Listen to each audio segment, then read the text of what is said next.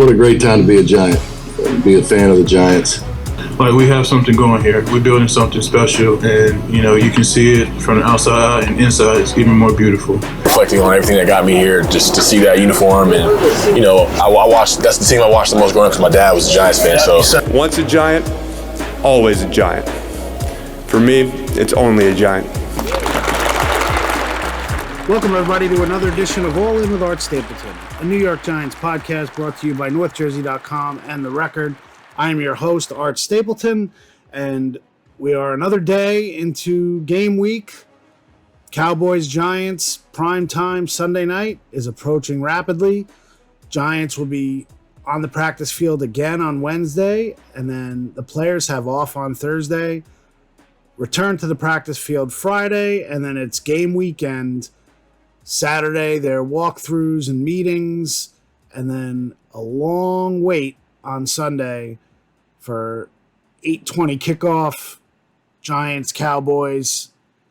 Giants are 0-5, I believe, in their Sunday night football openers, which is not a promising start, but I guess the tide is about to turn at some point.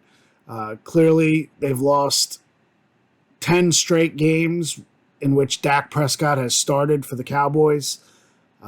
Dak is 10-2, and as I get to a little later in the show, it's hard to believe that Dak was swept by the Giants as a rookie in 2016, and he has not lost to the Giants since. On today's show, I really enjoyed this interview. Evan Neal, second-year pro, right tackle. A lot of eyes will be on Evan Neal Sunday night against the Cowboys and every game after that. We know how Evan fared last year. Did not fare very well against the Cowboys in the game at MetLife Stadium. He was injured and did not play in Dallas on Thanksgiving, but his side, the right side, was victimized for 3 sacks last year against the Cowboys, and really started the snowball rolling downhill for Evan Neal last year. And then by the time he was able to kind of pick up his confidence and pick up his game, he ended up getting hurt and missed about a month of action after that. So really an up and down year last year. We get into that with Evan. I'll talk to him about a bunch of different things, about the pressure and urgency that he feels this year. And he's confident, as you'll see from our interview, that he will be the player that not only everyone else believes he can be, but that he believes he can be. And some of that comes with blocking out the noise that kind of got to him a little bit early on in last year. He opens up about that as well. So I think you'll enjoy that interview. And also, by popular demand, or at least by demand by myself and Chris Bisignano from Giant Insider, we do a little crossover. Chris and I sat in the Tom Coughlin Garden outside of the Giants facility yesterday in 94-degree heat, and broke everything down for you, what you need to know about the Giants, what we saw this summer. I like getting Chris's opinions because we're not always on the same page, so it's nice to have kind of a different voice. So I think you'll enjoy the interview with Chris and I, and get you ready for Sunday, kind of looking at the Giants roster, things we think, projections, that kind of thing. It's a good show today. So without further ado, up first, we go inside the Giants locker room. Number 73, right tackle, Evan Neal. How eager are you? It seemed like this summer was a slow burn. Obviously, you had the concussion, but to show what you've improved on and how you've grown your game. I'm extremely eager, and I'm definitely excited to go out there as a team and just function well and perform well as an offense. I feel like my growth is going to be displayed over the duration of the year. But week 1 divisional opponent, Sunday night football, you can't get a better stage or a better atmosphere to do that. So I'm excited. You know what the attention can do if things don't go well. Yeah. How much did you learn from that night? And have you gone back to the lessons you learned that night against the Cowboys to kind of learn from? I definitely learned from that experience, and I'm thankful for it. It taught me a lot about myself. It taught me a lot about, other people in general, for sure. So I definitely, reference back on that, as need be. What did you learn about yourself? I learned how to turn, just drown out the noise. You know what I'm saying? Being a first-year player, in this market, you know what I'm saying? It gets chippy, at times, you know what I'm saying? The labels that were out there and all of the other things and, the things that people say, as a football player that's been performing at a high level my entire life, I, hadn't had to deal with that, you know what I'm saying? So just growing through that, really, I'm really thankful for, you know what I'm saying, because people are going to talk, everybody has their opinion, but, that doesn't affect Evan, or who Evan is.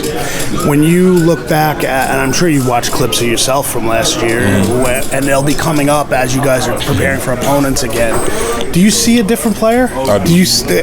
What's different about the Evan Neal you see versus the Evan Neal that you feel?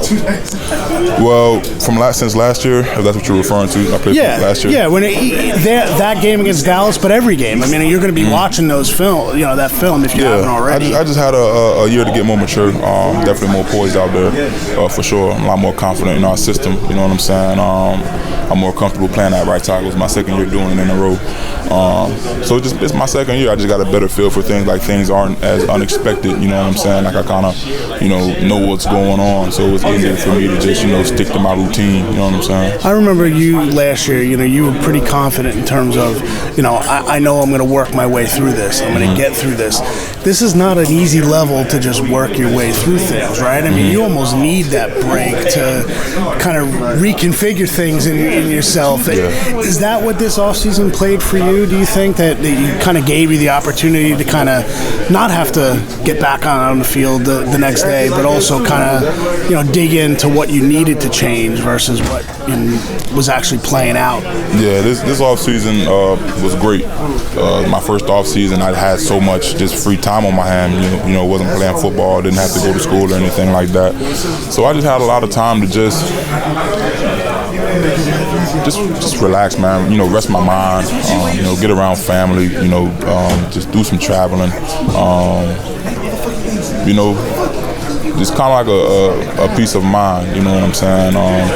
Not worrying about the opponent. From the upcoming week. Just actually had time to relax. So I was thankful for that. But after a while, football started back up. Started working out, training, OTAs and stuff like that. Put a lot of hard work in this offseason. Worked my ass off. So I'm excited to go out there and showcase.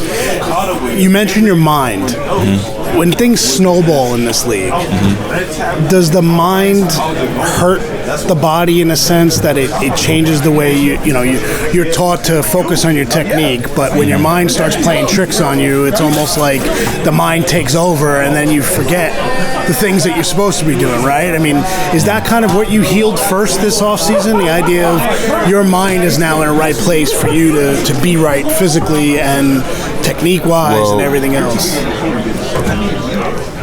Your body does what your mind tells it to do. And I feel like I was doing that last year. You know what I'm saying? Last year was just, I didn't have a poor year last year. I just didn't have the year that, other people, expected out of Evan. But Evan, in Evan's terms, the way Evan see it, I had a solid year last year. Now, obviously, I expect a lot more out of myself. But yeah, I've always prided myself on being a mentally tough guy. Always, whenever things get tough, I grit my teeth down and I work even harder. That's why I was so confident about, getting through those things last year, because I knew that, the work on my end was never going to stop. Right. I knew it was only going to be a matter of time before I would, kind of, break that plateau and, become the player that, I know I am. And even this year, I'm sure there's going to, be some challenges. There's going to be some adversity, and I'm still going to have to, grit my teeth down and, fight through those things. That's just about life, man. Football can teach you a lot about life. You didn't get the opportunity to see Dallas a second time last year.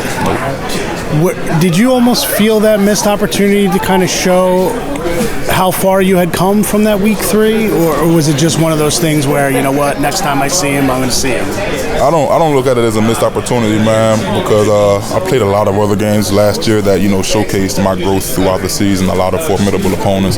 I agree. Not just the Dallas Cowboys for sure, but hey, I was rehabbing. I was coming back from my MCL. I just wanted to make sure that I was back 100% ready. I didn't want to put a product out there that could be a hindrance to what we were doing. You know what I'm saying? I just wanted to be sure I was ready to go. Came out the next week and played against the Redskins because I felt ready. When you look at the guy who's going to run out on the field on Sunday, beforehand, what's running through your mind in the locker room in terms of your approach for year two and what you want to be and what you want this team to be, probably more importantly?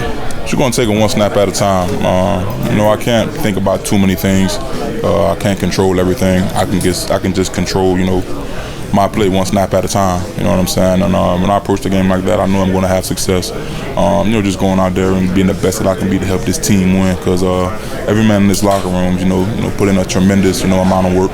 And I respect, all of that, about these men. And just want to go out there and play the best that I can, so I can help this team win. How much individual work have you put in, like film-wise, studying Lawrence and Parsons and the guys that Dallas has in front? Well, I watch film every day. Just my regular, film study. Just turning on the iPad, just watching those guys, watching their rush patterns, watching their different fronts, how they play, as a defense up front.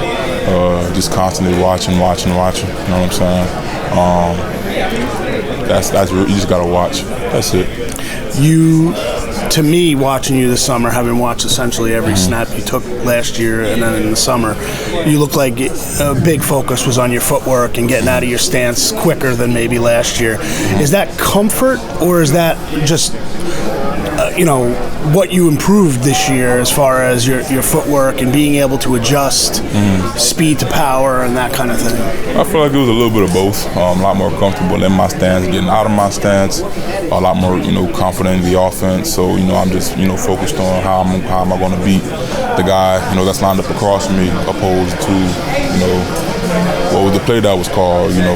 What's my read, or is it this or is that? You know what I'm saying? So definitely just a year of growth. You know what I'm saying? My second year in this league, second year in this system.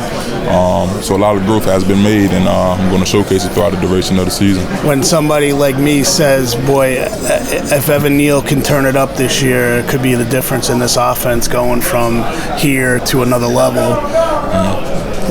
When you hear that, I know you block out the noise, but I would imagine you have a confidence level in you that you can be a player on this offense that they can count on. Is that fair to say, that you feel like you can be one guy that they can really count on this year? It's not a feeling, or I know I am, and throughout the duration of the season, I'm going to show that. So really, I can do all the talking that I want, but Sunday's around the corner, and we're going to have a week 2 after that, and a week 3 after that. Those are all new, fresh opportunities for me to go out there, and showcase that. Evan Neal, you too. See? Yes, sir. Let's do it. Appreciate you. I trust you, man. Thanks, man. So thanks to Evan Neal for taking the time yesterday after practice in the locker room. And we'll be doing more of the locker room interviews. I like the opportunity to be able to get, even if it's shorter interviews. This one was pretty long with Evan, around 10 minutes, usually what we get when we do our setup out in the field house or on the patio for the special editions of the podcast. But when it comes to looking at this locker room and getting the players involved, this seems to work well. So I think the audio is good. Sometimes we have some background noise with stuff going on in the locker room. So hopefully you can deal with that as listeners, but appreciate the content that we're bringing you, trying to shake things up and continue to move forward and make this the best podcast we can, and the best one involving the Giants that you can enjoy as fans, being all in.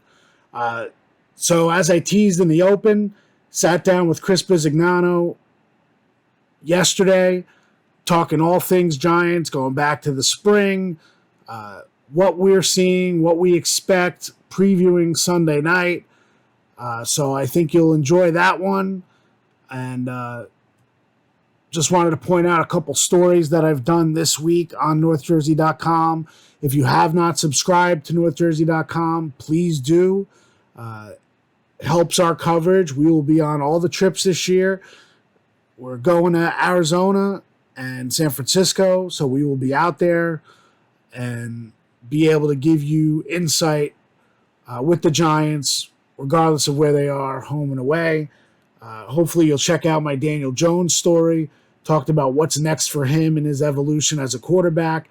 Really good insight from Shea Tierney, the quarterback's coach. Got some good stuff from Darius Slayton and from Daniel Jones in terms of reinventing his game a little bit. Not just the off-platform throws, but the different angles that he's using, trying to improvise a little bit more. And it'll be interesting to see how that takes shape once the regular season starts and people start game planning for what the Giants are trying to do. Also did a column on Joe Schoen and Brian Dable and just the alignment and the empowerment that they give to their staffs and how that works together and how that meshes together, putting together a team not just on the field but off the field. Hopefully you enjoy that column as well. So that's that. Make sure you continue to check on everything on NorthJersey.com. If you have not subscribed to our newsletter, make sure you do. NorthJersey.com/allin. Pretty simple. ALLIN. All you need is an email address, and it'll be delivered to your mailbox right around 10 a.m. every Friday morning. Exclusive content in there, plus links for all the stories during the week, and some special things that we have planned over the course of the season. So now it's time to head to our interview with Chris Bisignano, and hope you enjoy Chris and everything he brings to the table. I think the two of us have a good back and forth, so hopefully you enjoy it. All right, joining me now, this is a much anticipated episode. Got an interview with Mr. Giant Insider. I worked for the paper a little while before you and Jerry took over and made it your own, so congrats on that. Chris Bisignano, Biz, as we love to call you, and as Aaron Rodgers loves to call you. Who? I'm sure if you saw that video that you're referring to, Art, that Aaron Rodgers probably saying a few other things about me. But look, Art, it's a pleasure to be on, man. We've been wanting to do this for the last few weeks, talk a little Giants football. So let's get at it, brother. Absolutely, and we are on audio. We are not on video. It is 94 degrees out and humid, so if you wanted to wear your tank top, you could wear your tank top. I could have got away with it today. You could. Yeah, matter of fact, I should have. I don't think I could, but you know what? That's for another story. Chris, going into this season, I mean, obviously, there's a lot of attention on Sunday night. Yeah. We know the history of the Giants against the Cowboys is not very good in recent years, going back to 2016 when they swept Dak as a rookie. Yeah. And ever since, Dak has dominated them when he's played them. First off, what are your thoughts going into the Sunday? What are you thinking in terms of this team overall? What do you like? Yeah. What maybe you have questions about? Yeah, well, I tell you, Art, for the first time in a while, I have a pretty good feeling going into this game against Dallas. Look, you have to like what the Giants did this offseason as far as the receiving group, the speed on his roster, something they didn't have last year. You know, they didn't have those impact receivers. And now Joe brings in, the trade with Darren Waller. I know he's a tight end, but he's going to be lined up on that outside. The speed of the Paris Campbell's, a Jalen Hyatt draft pick, and of course, Mr. Barkley, which is going to open up a lot of things for Saquon. So, for the first time, man, I think Dallas's defense, I think Dan Quinn's going to look at this team and say, hey, we got this guy. We're going to have to match up here and there. Not just, let's throw 6-7 in the box. We'll worry about 26. We're not too concerned about anything else, which has basically been a story the last few years. So, hey, you know what, Art? I'm pretty sure Dan Quinn's sitting up in his office saying, hey, this team's speed is increased, and we're going to have to match up here and there. Hey, the days of 7 in the box, can't do that anymore, okay? Yep. That's going to be huge for Saquon, man. We'll get into it a little bit more as we move along, but, man, I think Saquon's going to be the benefit the most. Yeah, it's kind of I asked Dable today about the unknowns. You go into week one, I think McCarthy said, about 40% of what teams are going to run are really unshown looks from the summer, so unscouted looks. So absolutely. You don't really know what teams are going to show. I mean, I think we have a sense of what Dable and Kafka want to bring to this offense. But Saquon, to me, is the biggest question mark, and I don't mean that question mark for him. We know the talent. I think he's going to be incredibly productive.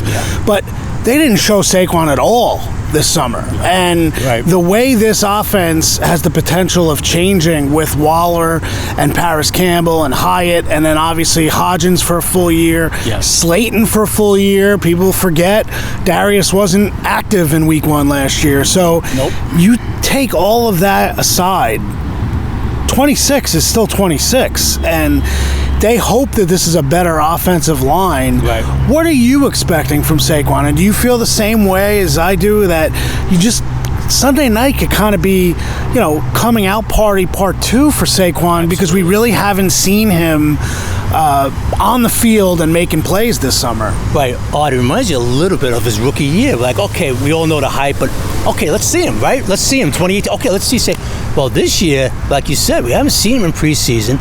Okay, now they added weapons. Okay, so how's Mike Kafka and Dave's going to use him? What wrinkles are they going to throw in with Saquon?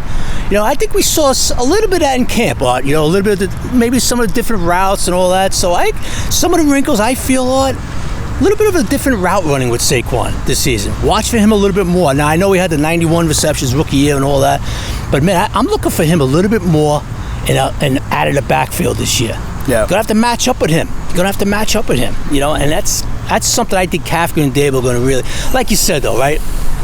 He's not an unknown. Okay, so Quinn's gonna look at it and go, okay, we didn't see him and all that stuff this preseason, but we know what he could do.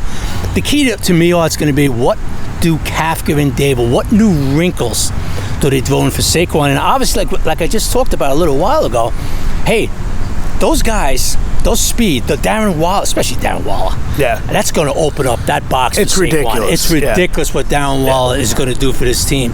Ridiculous for guys with speed, what they do for a guy like Saquon, where you're going to have to match up on the outside, in the slot, and all that. So, man, I'm expecting big things out of 26 this year. I really am. I was talking to Paris Campbell a couple weeks ago, and he said, the best thing about, he said 12 and 26, he said the best thing about 12 is that, all the attention is going to go to Waller, and guys like him, Shep, and even Saquon in that situation, Wandell when he's back on the field and ready to go, the middle of the field for the Giants, and that we know that's where they want to attack. They want to attack that middle of the field. You look what they did against Minnesota last year in the playoffs. Now, I know a different level of defense that and Vikings were just their heads were spinning by the time that schematically that got done that game. But it'll be very interesting. Let's talk the offensive line a little bit, because they are some unknowns too. John Michael Schmitz takes over at center. What will they do at guard? I know what I think, but I'll ask you what you think the lineup is going to be with left guard and right guard. But are we overlooking the line? And even if they're an average group this year, do they give this offense an opportunity to really become something special? And just quick backtrack. Let's not forget Daniel Bellinger, who's going to really benefit in that red zone area from Darren Waller. You're going to see guys doubling. You're going to see guys bracketing Waller and guys like Bellinger. You saw it in the preseason game. But getting back to your question, so all right, so I'm going to go. What I think is going to happen, I think it's going to be Brennis in the left guard. I think it's going to be Glowinski at right guard to start off. But I don't think that's necessarily going to be every series. I think if a guy has a mediocre series, or they're going to rotate, you're going to see a Zudu in there. Okay, I think you're going to see him getting some snaps. Nothing set. Okay, so you got Brennison and Glowinski starting Sunday night first series. That doesn't mean Brennison is going to be out there the second series. That doesn't mean Glow is going to be out there. I could see a Zudu at left guard at times, and I could see Brennison shifting over to right if they don't like the way Glowinski's playing. So that you could tell the whole training camp. It's no secret. We've been tweeting it. Everybody's been seeing it. They're going to move those guards around a little bit. They're going to be movable parts. John Michael Schmitz, no, he's there. He's been there, I think, since the second week, right out of camp. He's been basically solidified. Kind of took the job in Detroit. Took the job and ran with it. That's what they wanted, but he took the job and ran with it. Hey, God bless him, man. Just because they put him with the ones in week 2 didn't mean he was going to hold on to the ones, but he did. Okay, so look, is he going to go through some problems as a rookie? Yeah, absolutely. But the guards are the thing. But the biggest thing, to me, is that Evan Neal in year 2 is going to have to take that next step. Yep. If Evan Neal, not that he was bad last year, but let's face it, he had growing moments. I'm going to be nice about it. He had some growing pains. He gave up pressures. He gave up sacks. Can't have that this year. Will it happen? Of course, we all know that. But the point being is that he has to he's a number one pick, as we all know. He's going to have to take that next step up to kind of settle down his offensive line. Nobody's worried about Andrew at left tackle. We all know that. And Schmitz is a rookie. Okay, we'll see. But I feel pretty good about him too, Art. But Evan Neal, to me, is the key. He has to settle down that position. He can't be giving up pressures and sacks because, to me, Art, if he plays like he did his rookie year, not I'm saying it's bad, but that inconsistency, that could be a problem with this offense. Yeah, I agree. And I think, going back and looking at that first Cowboys-Giants game, Neal didn't play the second game. That was on Thanksgiving. Right. Adoree didn't play the second game. That was on Thanksgiving. Yet Giants still somehow made it a one-score game. It really didn't feel like that as we were watching the game. Yeah. But if you go back to that Week 3 game, Evan Neal's side was responsible for 3 sacks. Yeah. While one of them, they ended up catching Bellinger too. It was Bellinger and Neal. They got caught on some games, and I think that's where the Cowboys' defense is really giving the Giants problems. Is that they like to run their games up front, their stunts. Yep. And there were times this year in the summer where maybe the Giants didn't play those stunts and those twists very well, and I think that'll be a huge factor Sunday night. Is that can they play the Cowboys straight up and not have to worry about all these games? You got to try to get a lead and try to be able to run the football and play the game. But people forget, Chris, and I kind of forgot too, Saquon's touchdown run last year when he beat the safety and ran to the end, the left corner of the end zone. Yep. Giants were up. Halfway through the third quarter, Giants were up in that game. Yep. Now, I know it was Cooper Rush and not Dak Prescott, but Giants were competitive Week 3 going into that game last year. Absolutely. They were actually favored, believe it or not, in that game. I've gone back and looked. So I agree with you with Evan Neal. I think Neal, look, if you talk to Neal as you have, as I have, going back to last season, he's a smart kid. Mm-hmm. He knows what he wants to prove in this league, and it remains to be seen if he's going to be able to execute that. I do think this summer he was quicker out of his stance. Mm-hmm. I think that will help the transitioning to going from your sets in pass set and then trying to recover. I think he'll be able to do that better. But look, the best tackles in the league have problems with Micah Parsons and DeMarcus Lawrence. So if those are the guys that are trying to zero up one-on-one, the Giants have to do a good job of scheming it up and making sure that, Evan Neal's not hanging out there, one-on-one in the first game of the season against elite pass rushers. Let him settle in a little bit. The biggest thing you just talked about, when I came into this camp, I wanted to see his feet. Yeah. I wanted to see how was he firing out into his stance. And he worked on that with Willie Anderson, the old pro, in the offseason, the old Bengals tackle. He was a Pro Bowler for like 3 or 4 years. Really good tackle back in the day. You remember him? I know for sure you remember him. Really good player. So he fought. So I was looking for that, and I thought, you tell me, I thought I saw improvement. I thought he looked like he was quicker with his feet. And Evan admitted to us, look, we're not inventing the wheel, Art. He even admitted to us, right? He admitted, look, I got to get better with my feet. I got to fire my hands and this and that. There's a lot of things I need to work on. And he did. Hey, Art, he just didn't sit in the off-season, go home and watch videos and work out a little bit. No, he dedicated himself to what he needed to improve on the off-season. And like you said, look, you don't want to go after a few series against Dallas, and they're doing those, and you're going to see it, Art, from Dan Quinn. He's going to do those TE twists with Micah and DeMarcus. Okay, they're going to do it up front. They love to do it. That's what Quinn loves to do. And if Evan's struggling, now you got to adjust. Now you got to get him help. Now you got to get Bellinger over there. You got to chip guys. You got to. The Giants don't want to do that. Right. They want guys blocking one-on-one. You know what I mean? You can't. An offensive coordinator doesn't want to go, we got to adjust now. We got to get help to this guy. We got to get help to this guy. So that's going to be a key to the game. And you can't have Lawrence blow up the game like he did last year. Mike is going to be all over. But what are you going to see a lot? Mike is going to look. You think Mike is going to be over Andrew most of the time? No, he's going to move around like he always does. Right. They're going to be fighting. And they're going to be fighting. They want to go over to They're going to be over Evan's side.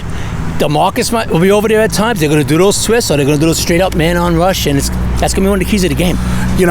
Let's talk about the full flip sides to go to the defense this year, and there are a couple things that stick with me. One, we might as well get that out of the way. The idea of the 2 rookie corners, and knowing that Tay Banks Tay, not Deontay, as you and I both have said. I think we were the only ones that were saying Tay for a while.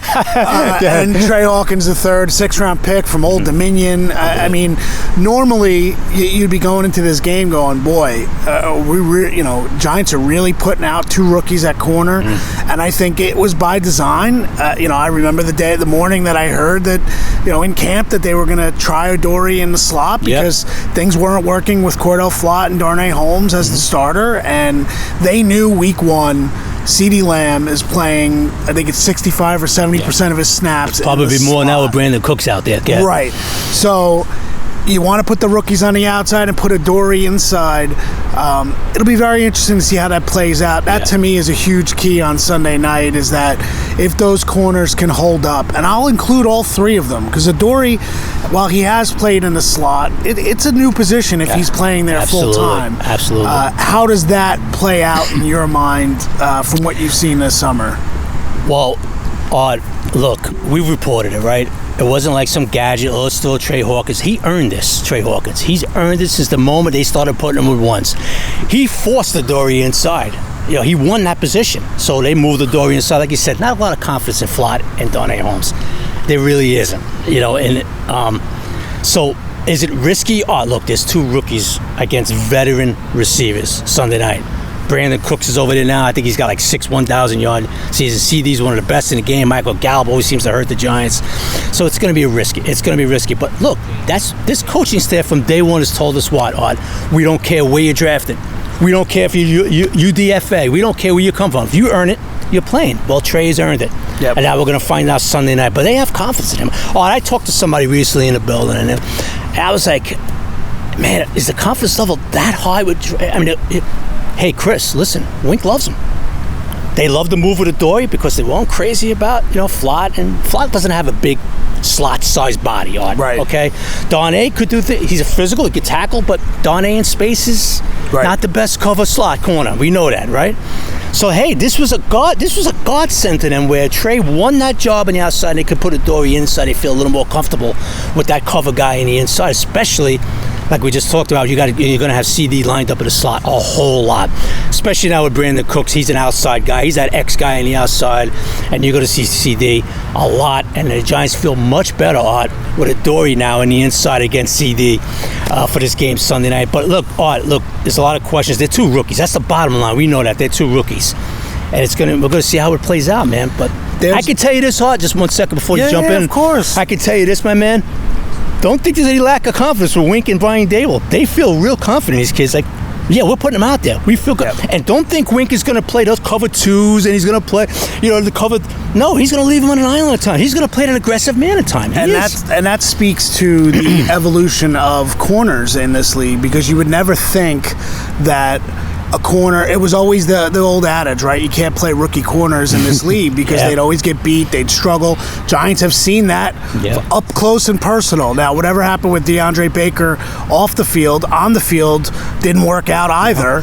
And then you go back to Eli Apple. I mean, it's amazing that Eli Apple is still in this league now with the Dolphins, but he struggled a lot early on with the Giants. So, I don't think Banks and Hawkins are coming into the NFL untested the way previous first-round picks or even sixth-round picks or rookie corners are going to be tested in this league. So I like them. I've spent a lot of time with them the last couple of weeks. Love them. They're good kids. They're different personalities. Banks, I got to tell you this, and I've said this, and I know we've talked about it. Banks' personality is a heck of a lot different than what I anticipated when he got here. He's way different off the camera. Exactly. Yep. And, it's funny, at the podium when he was here for rookie minicamp, he had that innocence, kind of, I don't know what to do. Like, innocence and ignorance, I would say. I don't mean a negative connotation with ignorance, but he's leaning into the microphones at the podium, you kind of chuckle. But I talked to him about that, and Banks, he's a confident kid, boy. And, you talk about... You went head-to-head last year against the Ohio State guys and Marvin Harrison Jr., and that's really where he rose. His stock rose as far as Banks goes. So I do like that idea of what they can bring to the table. Here's my thought for you, and what are we expecting from Xavier McKinney? This summer, relatively quiet.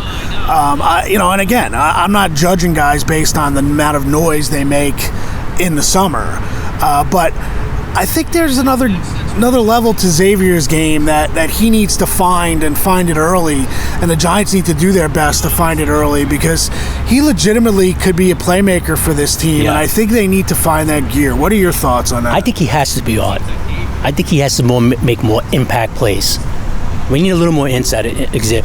Look, I don't think it's a coincidence. I could be wrong on this side, but it's been bouncing around. Hey, you think Joe Shane is going to negotiate, try to work out a contract extension with Xavier this year? And a couple of times Joe was like, "No, we're going to wait till after the season." Yeah.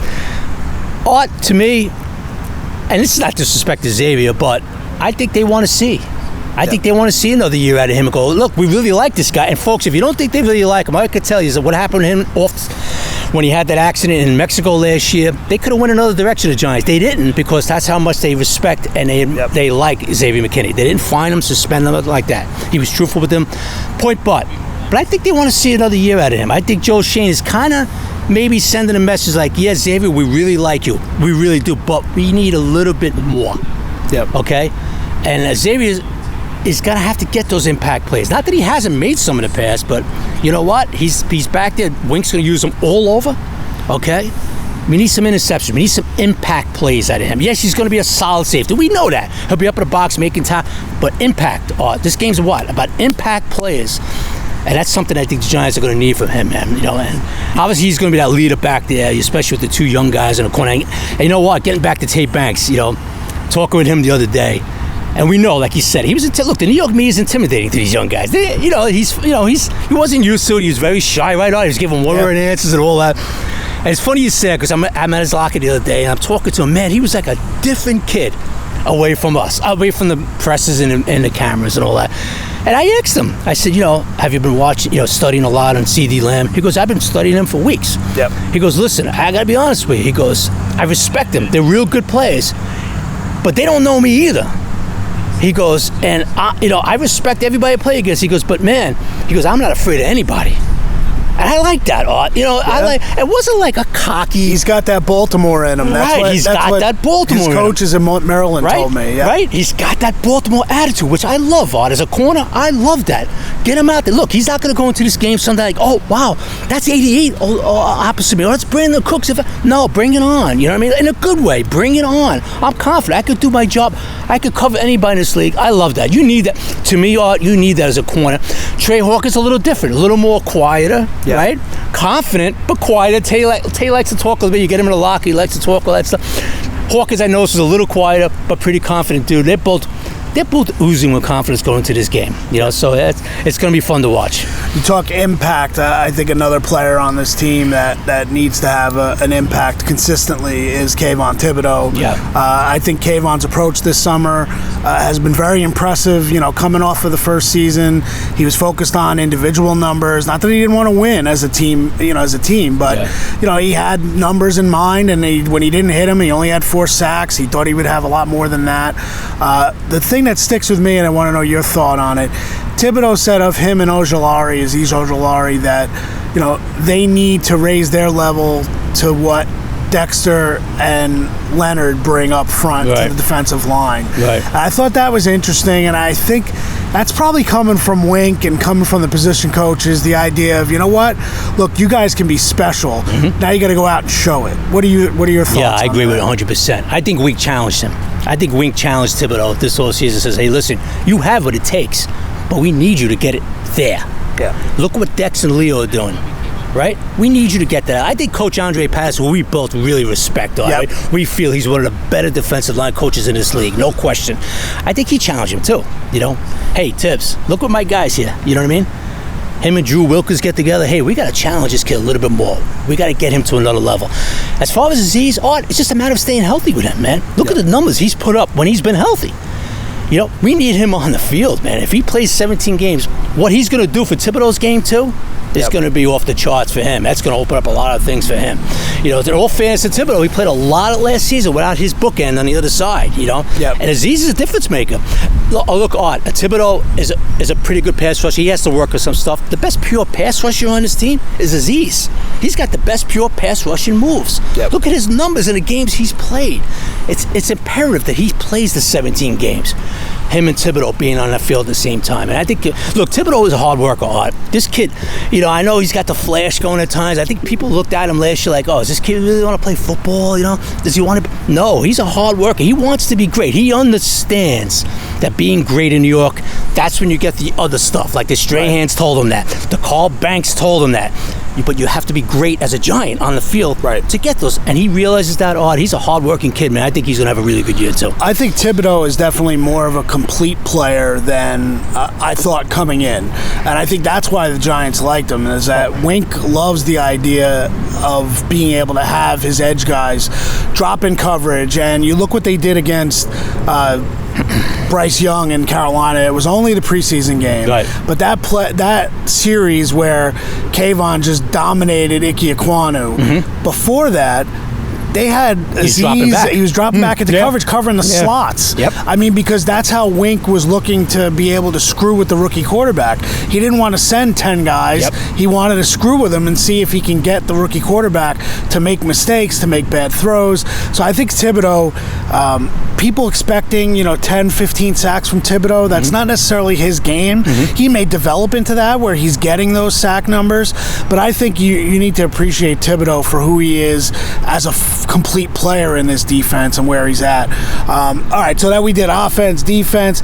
Give me the one thing that you think that people aren't talking about with this team that that's really a focal point for you, that you think come Sunday maybe we're going to see that against the Cowboys. That they aren't talking about? I think people still have doubts about Daniel, and I think Daniel's going to take it to another level this year. Look, I remember seeing him in OTAs, and just a different way about him, the way he was walking around. I don't know if you agree with me or not, but I remember back in April and May, and I was putting it on Twitter, and I was like, Daniel's really, he's a different look this year, confidence-wise. Now it's his team. This is his team now. They gave him the contract. He understands that. Last year he was playing like, hey, there was a show me year. Let's face it, right? Shane Dable, show me. Oh, you're not coming back. You know what I mean? So you're not our guy. He showed him.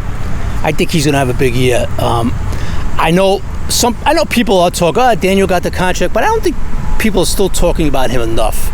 I think a lot of doubt are still with Daniel, that they feel like, he's still just a so-so. That contract, he got too much money. He shouldn't be a top 10 paid guy. You see it, right? You see it on social media. Yep. Some people that cover the sport. Then you could just feel, I think he should be talked about more. And I think after these first 3-4 games and the way this season progresses, I think people will be talking about Daniel more. I like what he brings. Look, Brian Dable, what he did with Josh Allen and what he's starting to do now with Daniel, right? I think it's special. I think it's going to be special. I think Daniel's going to really look. He got him some weapons. He's never had a Darren Waller, right? Since he's been here. Come on, okay. Now they gave him a lot more speed. I think Daniel's going to have a really good year. I think people should talk about him a little bit more. Instead of, a lot of times you see, Daniel's really, and then you see the negative stuff. Yeah, he's overrated already, right? Talk about Daniel a little bit more. That's what I feel people should be talking about. I think you're right. I wrote the column in the summer. I asked Daniel, are you an elite quarterback? I brought back the Eli question. Eli days, and he said, look, I'm confident in what I can do. I'm paraphrasing, but I think for the amount of crap that Daniel Jones takes, you look at him, it doesn't fit who he actually is. I mean, Daniel Jones works his ass off, is here all the time, has had the respect of his teammates from day one. He is respected, in that locker room, and it's just funny how he's a caricature nationally. People talk about Daniel Jones. I think it probably goes back to that run against the Eagles when he tripped and fell, and all that stuff. But I agree with you. I think Daniel Jones has a big year for this team, and if he doesn't, then it could short circuit a lot of things that they have planned. I mean, it really could. Just quick. I was talking to Bobby Carrigan last weekend. And obviously Bobby played him last year. We all know that game, the Indy game. They went to the playoffs. The forearm shiver. You know, I'll tell you about that. I'll give you a quick. So I said to Bobby, Bobby, when you guys were sitting in your defensive meetings leading up to the game, I said, what was the talk about Daniel? And this was just me and Bobby one-on-one. He doesn't have to give his standard presser answers. We think he's great. No, he was just, he goes, to be honest with you, Chris, he goes, we felt he was a really good quarterback. We felt he had a really good arm, and he could really hurt you with the legs. And Bobby told me, he goes, the problem last year with the Giants, he goes, that we didn't have to count for a lot of guys. He goes, on defense, we were like, okay, well, Slayton get over the top of it. Other than that, of course, Saquon was the main focal point as usual. He goes, but goes, we always in the defensive meetings, we looked at Daniel as a guy like, boy, if this guy ever gets more weapons, we think he could be a pretty damn good. Well, now he's got them all. Now Bobby's over here. Right. The funny part was ironic, but now he winds up over here, Bobby. But he told me, he goes, during that game, he goes, one run against me, he goes, he gave me a stiff arm. And he goes, I couldn't believe how big and strong he was. He goes, and then when you play against him, to see the zip on his ball, he goes, you see it on film and all that. He goes, the kid's got a good arm, the guy's got but then you see it playing against him. He goes, we were pretty impressed about his arm, too, that game. So that's just, like you said, Art, Daniel, to me, is going to take it to the next level this season, and Joe Shane and Daves did their best to get him weapons, and Darren Waller, Art, to me, is the key, man. He stays healthy. Yeah. And look, guy, you got a little taste of it in the Carolina preseason game, and he's the key, man. He stays healthy, so I think Daniel's gonna have a really good year. All right. Well, I think we wrapped everything up nicely in a nice little bow, and we'll have to do this again at some point this season. Yeah, but no doubt. As always, I appreciate you coming on, and it's been fun. And we'll see what Sunday brings. I mean, it's going to be fun. I think this team, everybody keeps on talking about the schedule. This is what you want. Like, you've got to convince teams now that the Giants are the team that you don't want to see on your schedule. I think everybody focuses in on the schedule and looks at all the teams on the Giants schedule because they're still jaded by previous coaching regimes and this lack of success that they've had. Right. I think looking at this Giants schedule, they have every opportunity to go out and beat the teams that they need to beat in order to be where they want to be, whether that's in the division or in the NFC as a wild card. And that, to me, is the most interesting thing, is that can they take that step as a team where they're not going into a weekend saying, oh boy, we can't win this one. Not internally, but externally. The idea of Giants fans, Giants fans have had to learn how to win again, right? Oh, absolutely. Because they didn't do a lot of it for a decade. And I think, to me, that's the biggest thing moving forward for this team going into Sunday is that, this is a game you should want to play. You're underdogged? Okay, you're underdog. Big deal. Go win the game. Go win the game. Go beat Arizona. And then go take your shot at San Francisco on a Thursday night. Hey, Art, I've been saying this for weeks about this Dallas game coming up. I'm saying, hey, this is the game you want. Hey, get out there. Go against Dallas, a team that's been better than you for the last 6 years, 5 years, whatever it's been, and go beat them. You should want this game Sunday night. To me, this is a big game. Make a statement to the rest of the division. Make a statement to the rest of the league. Go out there and whip up. Beat Dallas. Just beat them, okay? If you whip up on them, even better. But beat them. You set the statement then. You know what I mean? It's like, okay, whoa, the Giants, they just beat up on Dallas. Team that won 12 games a year ago, right? A lot of people feel the Giants are not a playoff team. It was kind of like a little bit of, got fortunate last year. Go out and beat this game. To me, Art, this is big because, like you just said, you win this game Sunday night, you go to Arizona, okay, and then you play the 49ers, right? And then you got the tough schedule in October, but why can't you beat them? Why can't you go into Miami? Why can't you go into Buffalo and beat these teams, right? To me, this is not, I know people, I've said this for weeks, to me, this is a big game. This is a big game Sunday. You want to go out and win this damn game. And people came at me, come on, Chris, it's 17 games, it's 16. Yeah, but that's not the point I'm saying, Art. Right. Do you agree, man? To me, it's like 100%. Set the tone Sunday 100%. These are the games you have to win. I mean, and we know the Giants aren't going to say it publicly, the idea that of course not, but look, they lost 5 games to the Eagles and the Giants and the Cowboys last year. They were swept by Dallas. They were swept by the Eagles.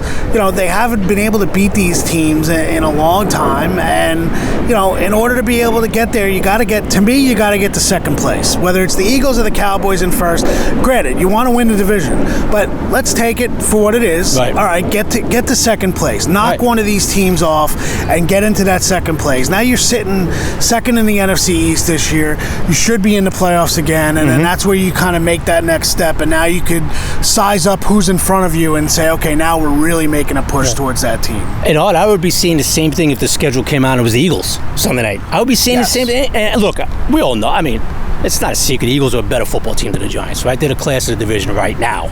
Okay, before we even start. So right now, on paper, things always change in this league. But I would be saying the same thing, if they were playing the Eagles. Hey, go out there and beat these guys at home.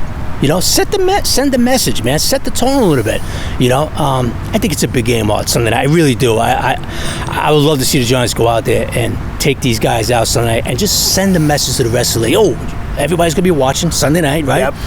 Let's see what there are new receivers, Saquon, the whole deal. I think it's important they win. I really do. We know the Giants are scoring, Sunday Night Football. I think it's 0-5 or 0-6 at some point. Yeah, they're not good on primetime. We know, but one of the biggest wins last year was in prime time against Washington when they went down there and basically, the moved Thibodeau up and game. down the field. The Thibodeau game, right? So, Chris, always a pleasure. It's been a pleasure, brother. We got to do this again real soon, man. Absolutely. Make sure you check out his podcast, Giants Insider with Jerry, and that's it. So for Chris, it's Art, and as we always say, we're all in. We appreciate you all in too, and we'll check you this week.